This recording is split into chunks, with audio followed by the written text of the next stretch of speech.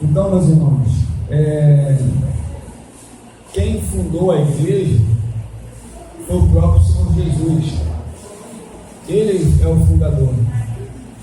Ele que trouxe a base, a palavra para os apóstolos, e os apóstolos eles prosseguiram ensinando para o povo de Deus. Então o Senhor Jesus Cristo, Ele é a nossa base espiritual. Ele é a nossa base espiritual. Amém, meus irmãos? Então, vamos ver aqui, Evangelho de Mateus, capítulo 16, versículo 18. O Senhor Jesus Cristo é o fundador da igreja. Evangelho de Mateus, capítulo 16, versículo 18.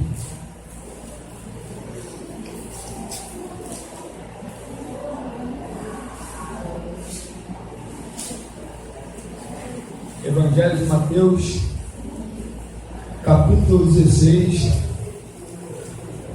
versículo 18. Aí você pode escrever aí: Jesus Cristo é o fundador da igreja. Você bota um tópico abaixo aí e escreve essa passagem da Bíblia.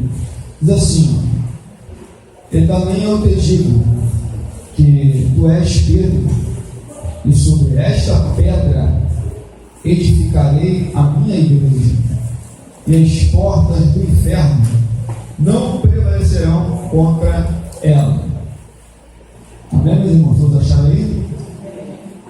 Então, olha o versículo aqui, ó. Jesus fala para Pedro: e também eu te digo que tu és Pedro. Pedro aqui, o seu nome significa fragmento de pedras, pedregulhos, pedras pequenas. E o Senhor Jesus, ele fala: tu és Pedro, fragmento de pedra.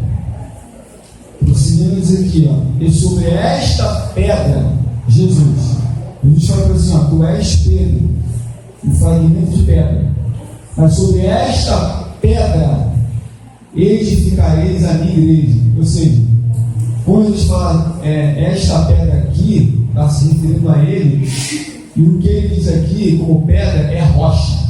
Ou seja, eu sou a rocha, você é apenas um pedregulho, pedra pequena, e sobre essa rocha que sou eu, você irá edificar a minha igreja. Amém, irmãos? Amém. E as portas do inferno não prevalecerão contra a igreja. Então o Senhor Jesus, Ele é o fundador da igreja, e as portas do inferno não vão prevalecer contra a sua igreja. Por quê? Porque Ele é a rocha, e a igreja é apenas um fragmento de pedra edificada sobre a rocha. Amém? Alguma dúvida, irmãos? Outra passagem bíblica, Cristo como pedra, como rocha. Também temos como Cristo, Ele é o elemento fundamental. Ele é o fundamento para a igreja. A igreja, ela não tem outro alicerce, ela não tem outro fundamento a não ser Cristo Jesus. Não existe outra pessoa, não existe outro ensino a não ser que foi de Cristo Jesus. Amém? Abra por gentileza, se quiser escrever embaixo aí, mais um tópico do versículo da Bíblia. Primeira carta do apóstolo Paulo aos Coríntios, capítulo 3, versículo 11. Aí você bota aí: ele é o fundamento da igreja. Primeira carta do apóstolo Paulo aos Coríntios, capítulo 3, versículo de número 11.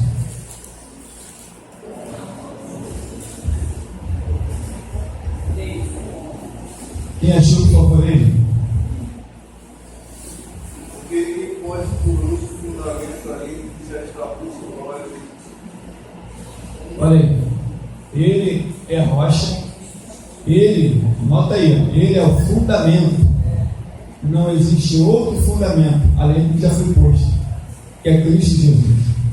O apóstolo Paulo está falando para a igreja de Corinto, uma igreja meio conturbada, uma igreja dividida, que uns seguiam Paulo, outros seguiam Cefas, outros seguiam Apolo e outros seguiam a Jesus. E ele recomenda para aquela igreja que quem é o fundamento da igreja, quem é o fundamento é Cristo Jesus, que não pode ver nenhum outro fundamento, nenhum outro alicerce, que não seja quem? Cristo Jesus. Amém, meus irmãos? Outro texto aqui, ele é a pedra angular. Vai anotando aí, irmãos. Ele é a pedra angular. Abra aí, por favor, carta aos Efésios, capítulo 2, versículo 20.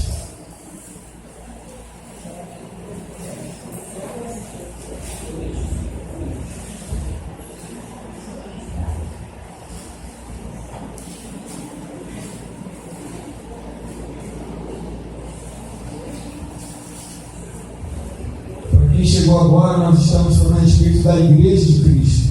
E aqui temos alguns temas aqui para ser abordados dentro desse assunto. É importante você saber como a igreja, amém, irmãos?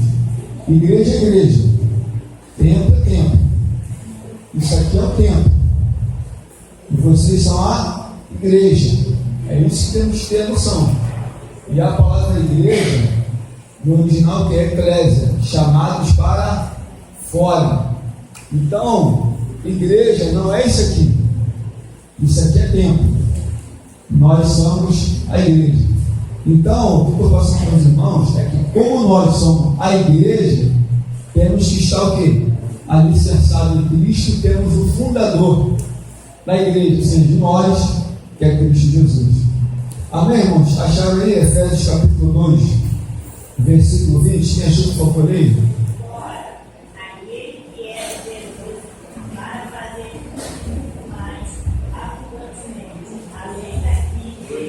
Não é 2,20, irmão.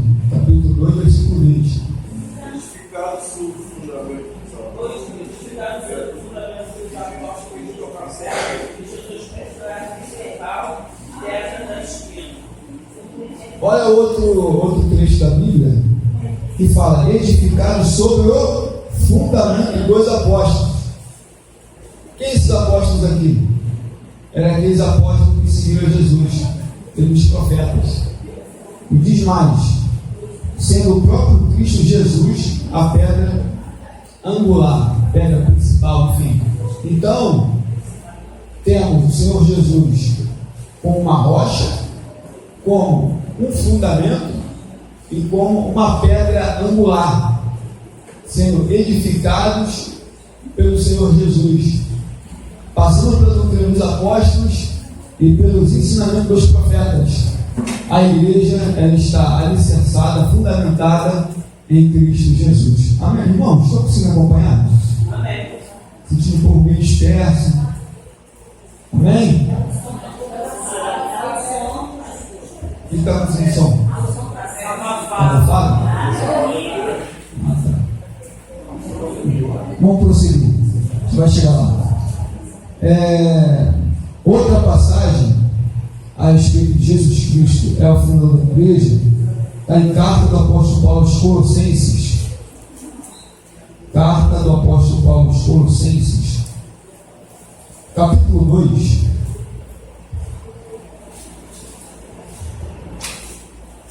Carta do apóstolo Paulo aos Colossenses, capítulo 2. Vai escrevendo aí, irmãos. Capítulo 2, versículo 6. Versículo 7. Quem achou, por favor, aí? Como foi recebeste do Senhor Jesus Cristo, assim também andai enraizados e edificados e confirmados na fé, assim como Cristo ensinado, nele abundando em ação de graça. Olha, portanto, assim como recebeste a Cristo Jesus, o Senhor, assim também andai nele. Então, você que é a igreja de Cristo Jesus, você que está em Cristo Jesus, tem que andar como Cristo andou. Temos que andar como Cristo andou.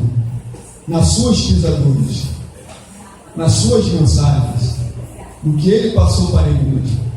Então, na maneira que nós recebemos a Jesus, temos que andar com ele. A igreja, ela não sobrevive, ela não tem como se manter se não tiver em Cristo Jesus. Não há como você andar com Cristo se você não tiver em Cristo. Não há como você seguir as suas pisaduras, seus ensinamentos e ser transformado se não andar como Ele, amigo.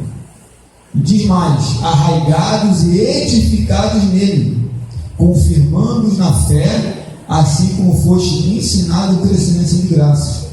Então, devemos andar como Ele andou, estar arraigados, estar edificados nele, confirmados na fé. Amém? Irmãos, alguma dúvida até aqui, irmãos? Alguma dúvida? Estão escrevendo aí? Está escrevendo.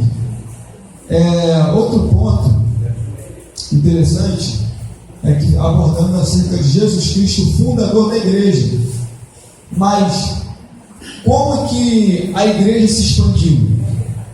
Nós sabemos que ele é o fundador, mas como a igreja cresceu? Como é que a igreja se espalhou? Como é que a mensagem do Evangelho tomou uma proporção maior para alcançar as nações? Então, se temos Cristo como fundador da igreja, o alicerce, o fundamento, a pedra, a igreja ela tem uma outra missão. E qual foi a outra missão da igreja? Estar alicerçada e edificada nele. Falar da mensagem dele. Pregar o Evangelho. Então, na maneira que estamos edificados, fortalecidos, crescendo, a igreja não somente cresce com ele, mas ela também passa a palavra para o próximo. Então, como deu início à expansão da igreja? Como é que a igreja se expandiu para chegar até aqui hoje? Através dos apóstolos, e havia feito uma promessa ao Senhor Jesus sobre o batismo com o Espírito Santo, o revestimento de poder. Por quê? Porque se não viesse aquele revestimento de poder, a igreja não ia aguentar. Ela não ia suportar as aflições, ela não ia suportar as perseguições. Então o Senhor Jesus, ele fez uma promessa para a igreja, e a promessa é ficar em Jerusalém até que do alto seja revestido de poder. Abra aí, por favor, Atos capítulo 1.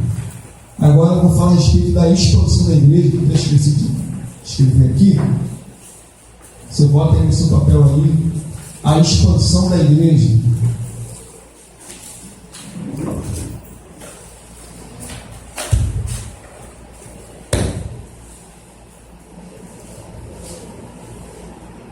Atos capítulo 1, versículo 3. Quem achou, por favor, leia. A estes também, depois de ter padecido, se apresentou vivo, com muitas provas incontestáveis, aparecendo-nos durante 40 dias e falando das coisas concernentes ao reino de Deus. Amém. Então, você vê que na época do Senhor Jesus, os judeus tinham que seguir um calendário das festas judaicas. E a principal era Páscoa, Pentecostes e Tabernáculo. A Páscoa já tinha passado.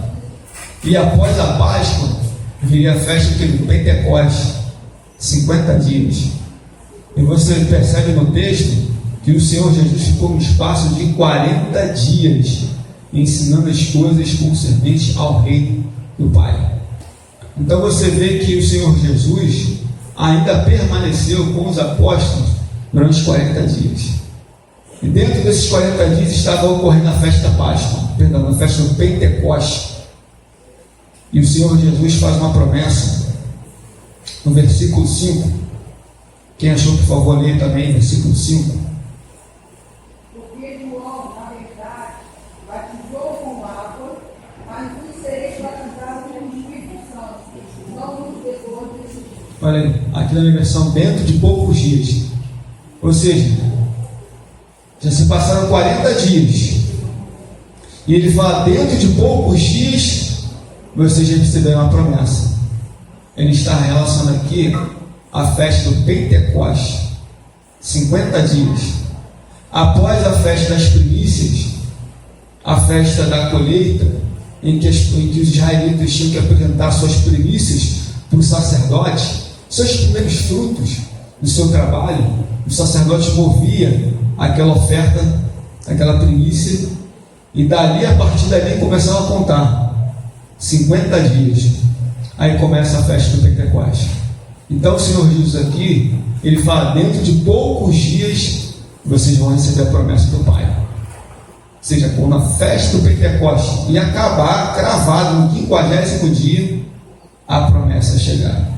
Agora, só para a gente poder entender, vamos voltar ao Antigo Testamento, lá em Levítico, capítulo 23, só na base de uma base de informação. Depois os irmãos podem escrever no caderno dele.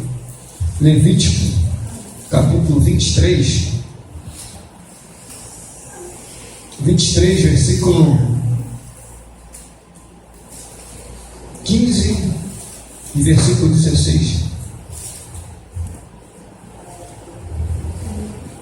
Contarei para vós todos, desde o dia em que a alcançava, desde o dia em que sobre 7 moços de ofertas movidas, 7 semanas inteiras serão, até o dia em que a alcançava sábado. Contarei 50 dias, então trarei nova oferta de manjares ao Senhor. Amém. Então aqui nós vemos aqui a respeito da festa do Pentecoste, e depois da festa da primícia, já depois de certos dias já entrava já a festa do Pentecoste. Amém? E aí você volta lá em Atos capítulo 2.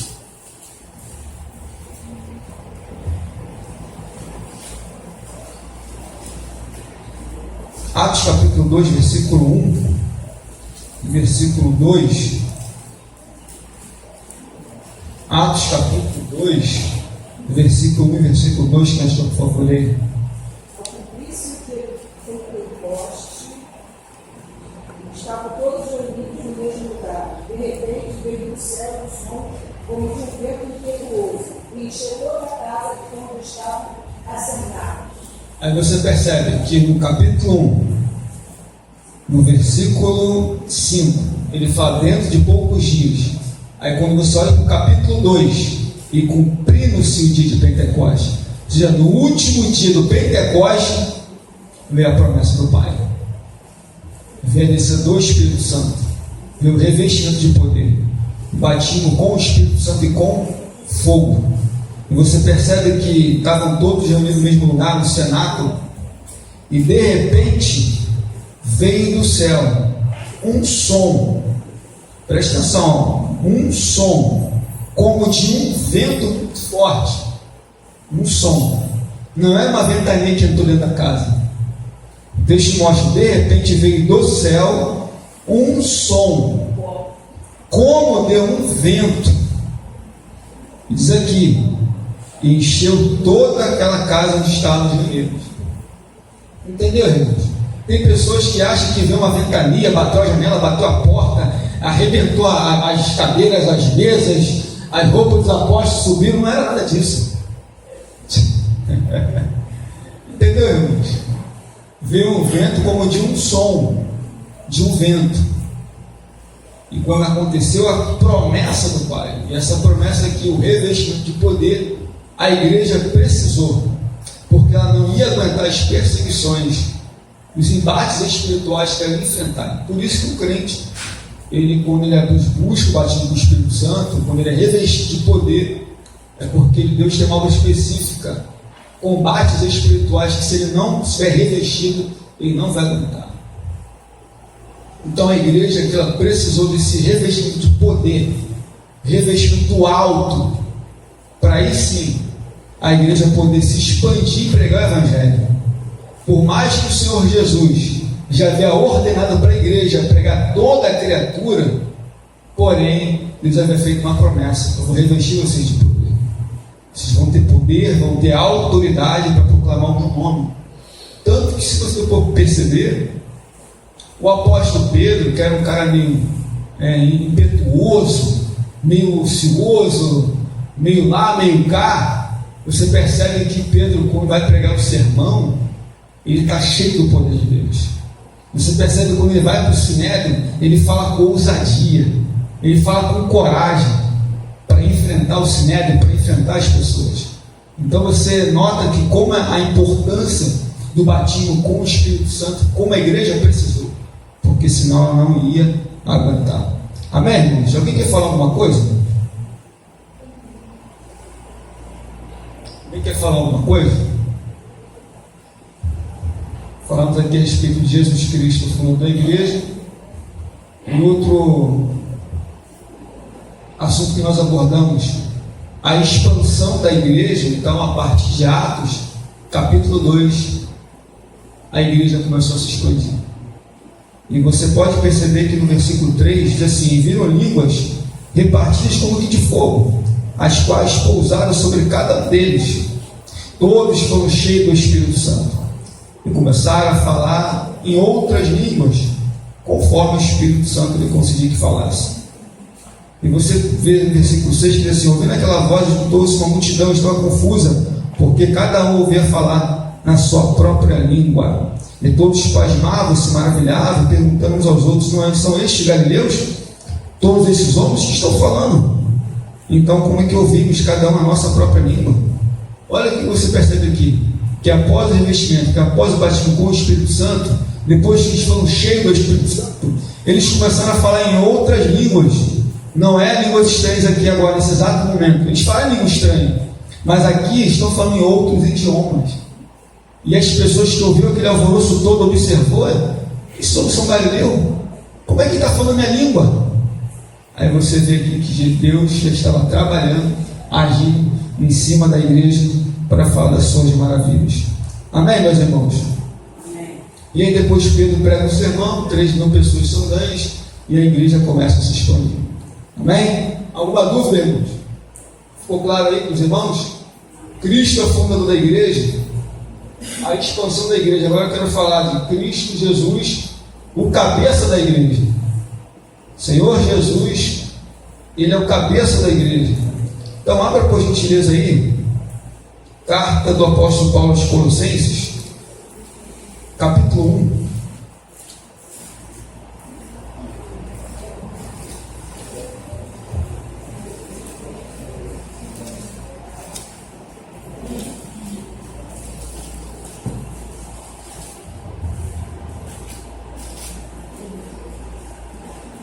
Só a parte A do versículo, por favor, quem achou ali? Só a parte A.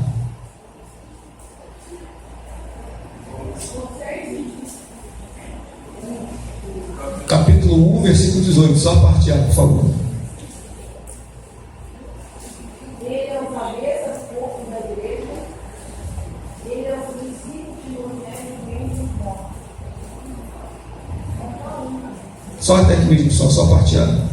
Então Paulo está falando para a igreja de Colossenses, a igreja de Colossos, uma igreja que estava sendo bombardeada por falsos ensinamentos, filosofia, judaísmo. Os judaizantes estavam ensinando a questão de tipo guardar festa, guardar o sábado, a lua nova, a circuncisão, enfim. Então ele mostra para a igreja aqui que Cristo é o cabeça da igreja. Então, assim como a igreja é um corpo, sabemos quem comanda esse corpo é o cabeça, que é Cristo Jesus. Então não tem como a igreja andar senão o cabeça não dá o comando. Cabeça, inteligência, pensamento, dá ordem para o corpo. Então Paulo fala aqui para a igreja de Colossos que, olha, a igreja tem um cabeça, a igreja tem alguém que direciona ela, a igreja tem alguém que pensa por ela e que dá as ordens para ela. E o cabeça da igreja é Cristo Jesus, o primogênito dentre os mortos. Amém, meus irmãos? Outra passagem da Bíblia também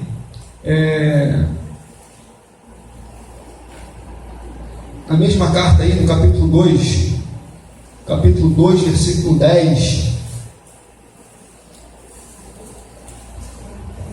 Mesma carta aí, no capítulo 2, versículo 10. Quem achou, por favor, leia. estás perfeito nele, que é a cabeça de todo principado e potestade.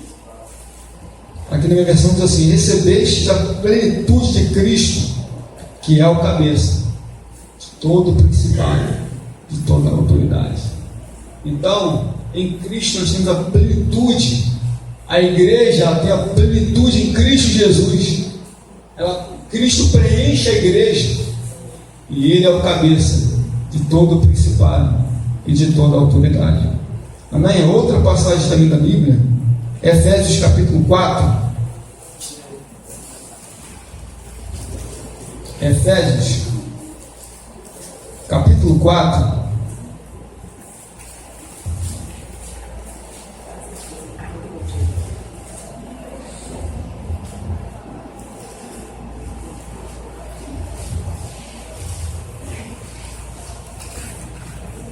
Efésios capítulo 4, versículo 15.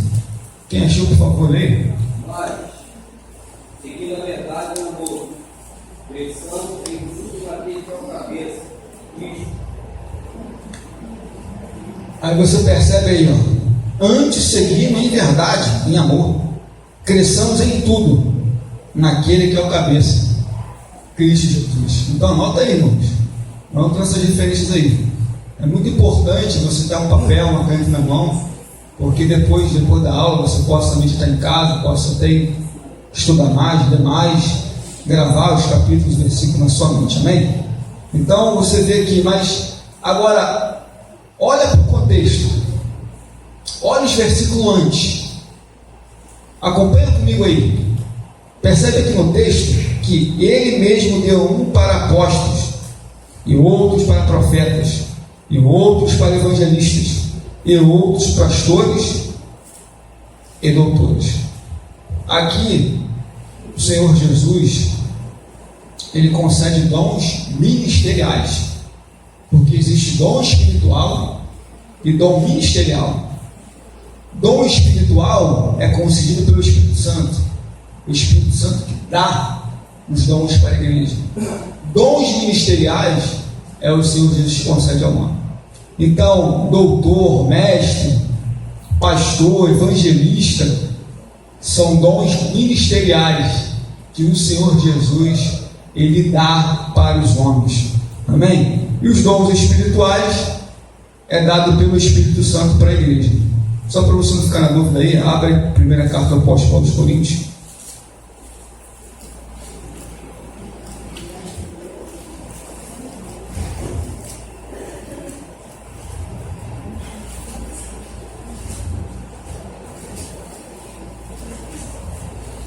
Capítulo 12, versículo 11. Primeira carta do apóstolo Paulo aos Coríntios, capítulo 12, versículo de número 11. Quem achou, por favor, leia. Mas o Senhor é o mesmo Espírito que opera todas as coisas, repartindo particularmente a cada um como se quer. Então você percebe, quem é que concede dons do Espírito Santo? Quem concede dons para a igreja? É o Espírito Santo. Ele dá na medida que Ele quer. Ele pode dar 1, pode dar 2, pode dar 3, pode dar 4, pode dar 5. Eu não vi um crente ter 9 dons. Imagina ter 9 dons aqui. A perícia que ia passar. Eu disse, você já está querendo desistir, imagina 9. Então, quem que concede os dons? É o Espírito Santo. Amém, irmãos? Você vê, pode falar. Pastor, a diferença de dom, às vezes as pessoas confundem dom com talento. Existe essa diferença? Ou é tudo uma coisa só? Não, talento, eu vejo como talento como coisas naturais, não como espirituais. Tem pessoas que têm esse talento, acham que é dom, quer fazer e às vezes se decepcionam porque não é dom, é talento. Sim. E às vezes se frustra e acha que Deus, né? Muitas coisas as pessoas que amam, as pessoas que se desviam por causa disso. Entra na obra, acha que tem talento, acha que é bom, mas não é bom, é talento. E acaba se decepcionando, porque não foi Deus que fez, já é da natureza dela, e se frustra. Isso eu queria perguntar ao senhor, porque a gente se confunde. Um bom, eu acho que é bom, não é talento. Então, é aquilo, né? Como a irmã falou, né? Tem pessoas que acabam se decepcionando. Então a pessoa tem que examinar a si mesma e ver aquilo que o Espírito Santo deu para ela. O Espírito Santo vai mostrar o caminho para ela, o dom que deu para ela. Se ela fala em língua, é um dom do Espírito Santo. Se é um intérprete de língua, é um dom do Espírito Santo. Se é a palavra do conhecimento ou da palavra da sabedoria, é do Espírito Santo. Então, o Espírito Santo, ele concede dons para a igreja, porém nós temos que entender qual é o dom que ele deu. Algum dom ele te deu. Algum dom ele te deu para o reino do Senhor Jesus. E esses dons espirituais, eles vão ser cobrados. Ou você pensa que tu toma o dom, recebeu a bênção do dom do Espírito Santo ali, os dons que o Espírito Santo concede, está tudo certo, tudo bem? Não. Existe uma cobrança que vai ser cobrada naquele grande dia, pelo que tu fizeste com os dons. De que maneira você usou os dons espirituais? Então, é uma ferramenta muito importante os dons do Espírito Santo na igreja. Porque se não tivesse os dons do Espírito Santo, irmãos, a igreja ficaria arrebentada. Se não fosse a capacitação que o Espírito Santo dá, dando dons para os homens, dons espirituais para a igreja, a gente não ia aguentar. A gente ficaria igual a igreja católica. Por quê? Porque a igreja tem o dom de seguir o Espírito. A igreja tem o dom da palavra. Isso aqui é dom. O Espírito Santo concede dom da palavra. É dom, não é uma coisa humana. Porque se você pegar uma pessoa que é leiga, que não conhece a Bíblia, e se você pedir para ela poder passar aquilo que está aqui, ela não vai conseguir passar. Por quê? Porque é uma capacidade, é um dom que o Espírito Santo dá ao homem, e o homem assim exerce aquela função. Entendeu, irmãos? Amém? Agora vamos voltar lá para Efésios de novo. Vamos sair da carta aos Coríntios e vamos voltar lá para Efésios. Vamos fazer uma viagem aqui agora. Vamos lá para a Ásia Menor, saindo da Grécia, e vamos para a Ásia Menor agora. A gente estava falando a respeito aqui que Cristo é o cabeça, aqui no versículo 15. Mas quando olhamos para o versículo 11, que ele mesmo deu para apóstolos, profetas, evangelistas, pastores e doutores, tendo em vista o aperfeiçoamento dos santos para a edificação do corpo de Cristo. Então como o Senhor Jesus ele é organizado, ele dá dons aos homens, e esses dons, cada um na sua capacidade, tendo em vista o quê? O aperfeiçoamento da igreja, para que a igreja cresça. Então, se não houvesse esses dons ministeriais, ficaria tudo uma bagunça, ficaria uma desordem. Então, como o Senhor Jesus ele é organizado, ele bota cada um dando dons ministeriais na sua função, para que o quê? Para que tenha em vista o crescimento da igreja. Por isso que é necessário haver pessoas de ministérios aqui, como o apóstolo recomenda, para o crescimento da igreja. Amém, meus irmãos? Olha que continua aqui, ó. Até que todos cheguemos à unidade da fé, do pleno conhecimento do Senhor Jesus Cristo, a perfeita varonilidade, a medida da estatura da plenitude de Cristo, para que não sejamos mais um constante levado ao redor de todo o vento doutrina estranho, pregando os homens e com astúcias dos que induzem ao erro. Então, olha a importância dos dons ministeriais aqui. Para quê? Para que as pessoas não sejam levadas para ventos de doutrina estranha, para que não sejam enganadas por astúcia dos homens e seja introduzido o erro na igreja.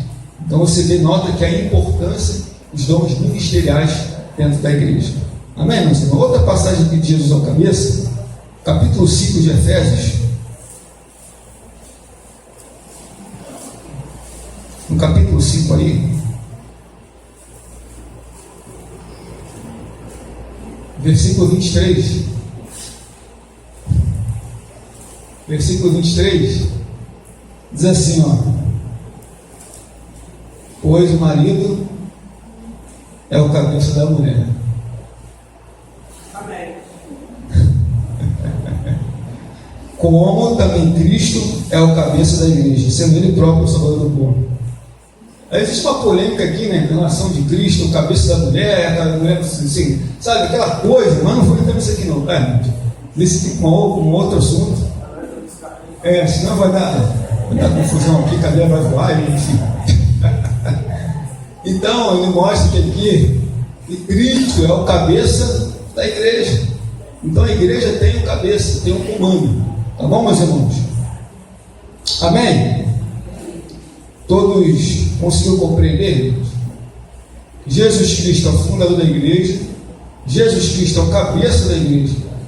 A igreja também ela é o corpo de Cristo. Então, se Cristo é o cabeça, tem que haver o corpo. E quem é o corpo?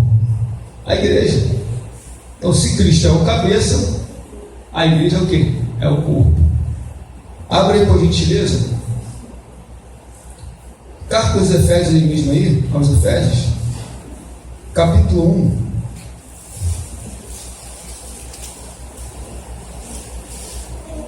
Capítulo 1, versículo 22 e versículo 23. Pode, pastor. Sujeitou todas as coisas a seus pés, sobre todas as coisas, o constituiu como cabeça da igreja. Aí vem o versículo 3. É o 23.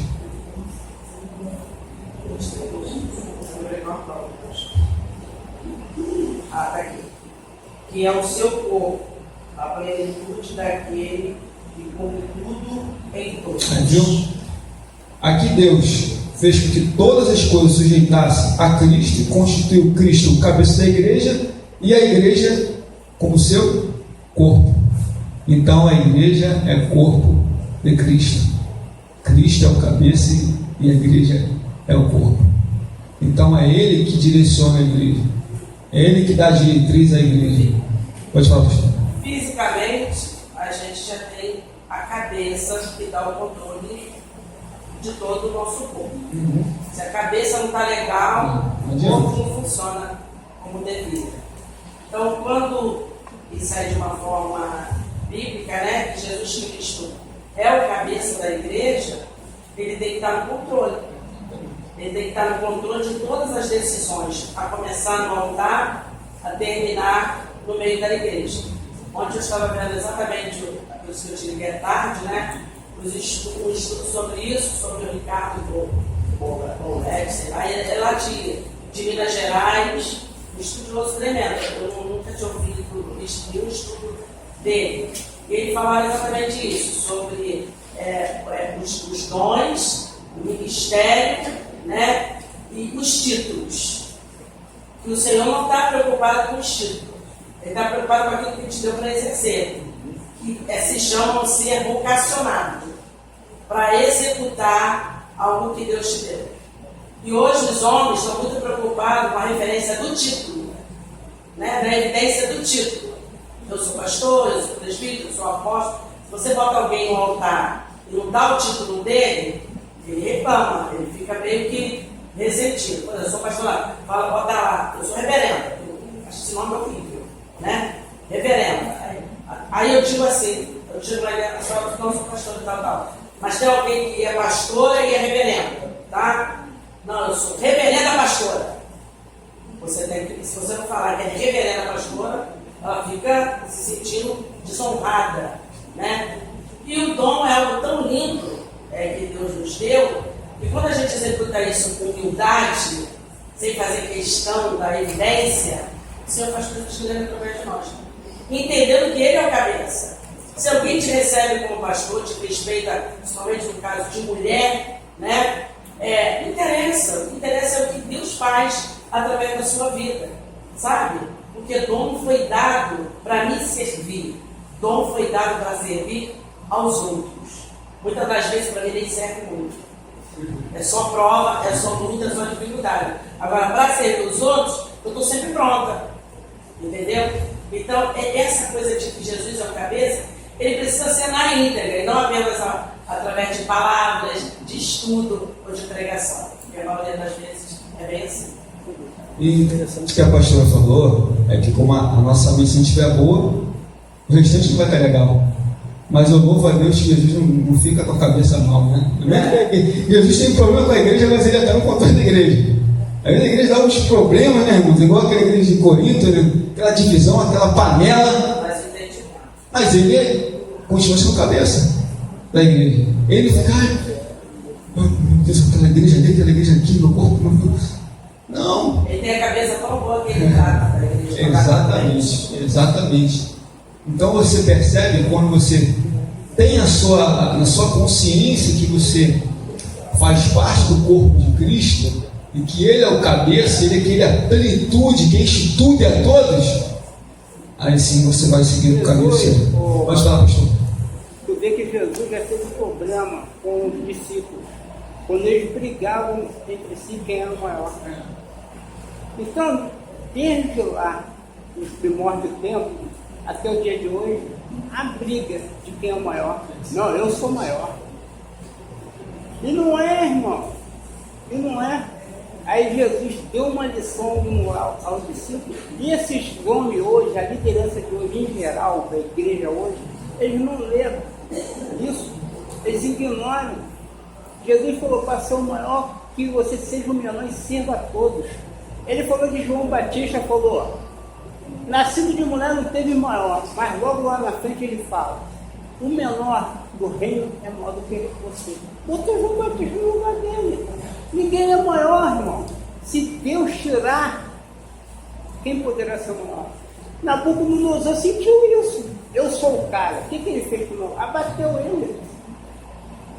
Então as pessoas querem ser maior. Não existe isso. O maior é Cristo. Interessante que o pastor André citou uma passagem bíblica, é verdade, né? E eles discutiram entre si quem é o maior. Quem vai ser o maior entre nós aqui, temos dois? Porque somos escolhidos, somos, né, como somos apóstolos, escolhidos de Jesus para andar com o mestre e tal, mas quem é o maior entre nós?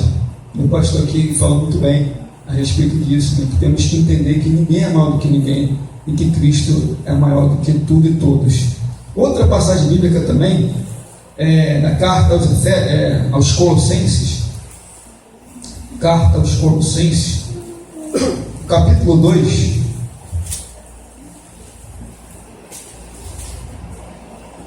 versículo 19. Aqui nós vemos um problema na igreja. O problema é que a igreja não estava junta com Cristo como cabeça. Quem achou, por favor, ler versículo 19? Não retendo a cabeça, ao qual todo o corpo, o príncipe bem vinculado com suas juntas, ligamento, cresce, o crescimento prossegue com Deus. Agora você percebe que no versículo 18 diz assim: ninguém com espírito do prêmio de alegando humildade ou culto a anjos, baseado em visões, enfadado sem motivo algum na sua carne mental. Esses irmãos aqui estavam sofrendo um ataque de alguns judaizantes que estavam introduzindo dentro da igreja, querendo que tinha que reverenciar os anjos, tinha que cultuar os anjos, diziam que tinham visões, não tinham visão nenhuma. Então a igreja ali que estava, né, sendo bombardeada, sendo ludibriada por esses homens, elas estavam acreditando que tinha que cultuar os anjos dentro da igreja. Aí o apóstolo Paulo fala aqui no versículo 19, não se mantendo unido ao cabeça, que é qual sobre todo o corpo, ou seja, a igreja estava saindo do cabeça. Ela não estava mais ligada com o cabeça que era Cristo, mas sim sendo enganada pelos homens. Então ele fala, vocês estão sendo cabeça. O teu lugar, o seu lugar, o seu corpo de Cristo tem que estar ligado ao cabeça, porque se você não tiver, você perece, você é enganado. E aqui a igreja estava sofrendo o engano dos homens. Por quê? Porque não estava mais ligado com a cabeça. Então a importância de nós como cristãos e como igreja, devemos estar ligados, unidos com Cristo Jesus, para não sermos enganados. Amém? Pode falar. Isso serve para a igreja de hoje entender que os problemas de igreja existem desde então. Não existe igreja perfeita. Exatamente. Desde que eu estava lendo ontem sobre o Coríntios, eu ia dar aula, ele me socorreu minha noite pouco. Eu estava com muita dor de cabeça, acho que é a abstinência do açúcar. Então, o propósito, né? A cabeça parecia que ia cair, então não dava para dar aula hoje. Então, isso serve para entender. O Coríntios era uma igreja rica, poderosa e imunda, de tanta coisa mundana plantada dentro dela, né? Então, a igreja hoje não é diferente. Não é diferente. É a mesma coisa. Porque a igreja quer seguir homens, quando elas têm que seguir Cristo. Temos que ser submissos às nossas autoridades dadas por Deus? Sim, mas elas têm que também estar em alinhamento com a palavra. Eu não tenho que ficar sacudindo cabeça, igual um alienado, para tudo que uma liderança fala, quando eu vejo que biblicamente ela está fora. Também não preciso me rebelar contra ela, porque é uma autoridade que foi dada por Deus. Mas eu tenho um poder nas minhas mãos que pode ser exercido dentro da igreja, que não vai dividir a igreja, que não vai contaminar a igreja, que se chama oração. Quando alguma coisa não vai bem, eu tenho liberdade para orar, para apresentar para Deus, entendeu? Então as igrejas vivem doentes, contaminadas, porque elas estão seguindo a fama. Mulheres famosas, homens famosos, né? Ministério de louvor famosos, entendeu? Porque eles são tão homens quanto nós. Agora, quando a gente segue o cabeça, Jesus, aí é diferente. Os problemas de igreja, não vou ficar aqui não, porque aqui tem problema. Eu vou lá para aquela igreja que é grande, que é linda, que é assim, que eu não vejo problema. O problema maior está lá, ele é maior. Enquanto maior a igreja, maior o problema. Então o problema vai existir. Enquanto existir o ser humano dentro de um lugar fechado, instituído como qualquer tipo de instituição, vai ocorrer problemas. Então a igreja de Éfeso, de Corinto, não tem nenhuma diferença da igreja de hoje. Exatamente, como o pastor falou, os problemas vão existir nas igrejas, todas as igrejas. Em todas, na Quadrangular, na Assembleia, na Nazareno, na Batista, na Universal, na Mundial, enfim, vão existir porque onde tem seres humanos unidos sempre vai haver problemas, entendeu? Mas a igreja continua assim, como diz Jesus. Exatamente. Irmãos, falando sobre Cristo, o fundador da igreja, Cristo é o cabeça da igreja, a igreja é o corpo de Cristo. Agora vamos falar dos membros do corpo de Cristo. Amém? Abra por gentileza aí, primeira carta do apóstolo Paulo aos Coríntios, capítulo 12. Primeira carta do apóstolo Paulo aos Coríntios, capítulo 12,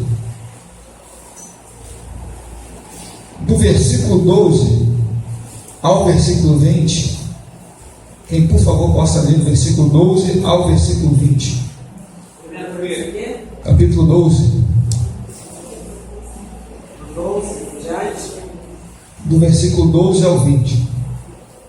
Porque assim como o corpo é um e tem muitos membros, e todos os membros, sendo muitos, são um só corpo, assim é Cristo também. Pois todos nós fomos batizados em um Espírito, formando um corpo, quer judeus, quer gregos, quer servos, quer livres, e todos temos bebido um Espírito, do mesmo Espírito.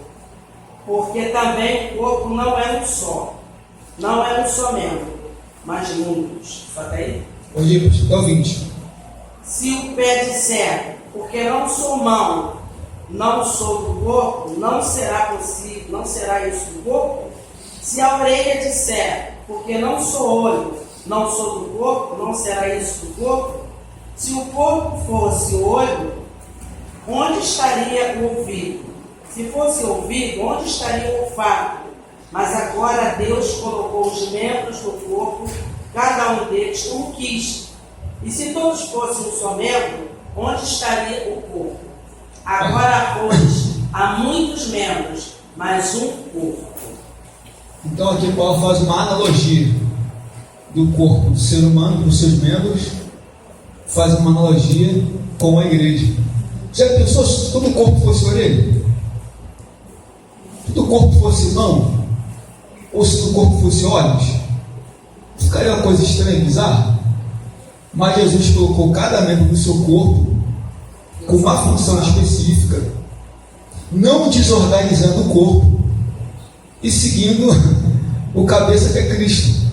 Então Paulo mostra aqui para a igreja em que, por mais que tenham partes do corpo que são diferentes, mas cada um tem a sua função, e isso leva tudo ao que é uma organização. Então Paulo mostra para a igreja e está revelando para nós que a igreja tem uma organização, irmãos, e cada um tem uma função, entendeu? Então, já pensou se o corpo tivesse só apenas o pé? Se não fosse o pé? Entende, irmãos?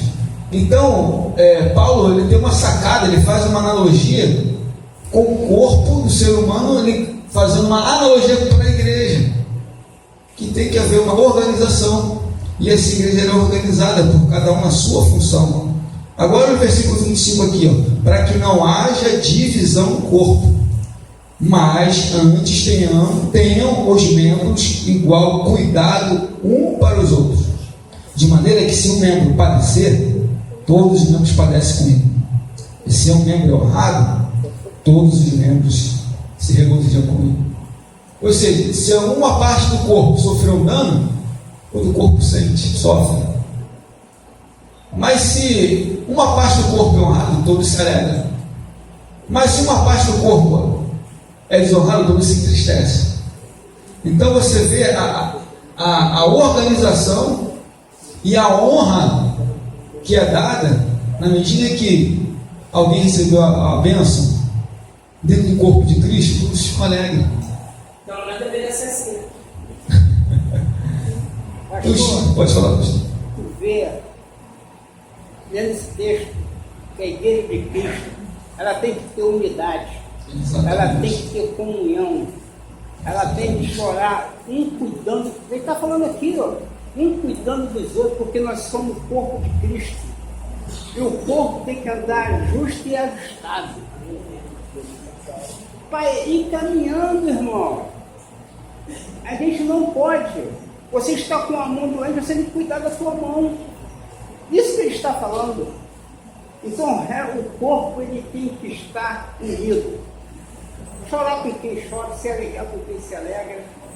Assim que a igreja vai caminhando nesta comunhão e nessa unidade. Porque Paulo fala isso também. Exatamente. Interessante, né, pastor, como você mencionou aqui. Já pensou se a igreja fosse uma instituição desorganizada?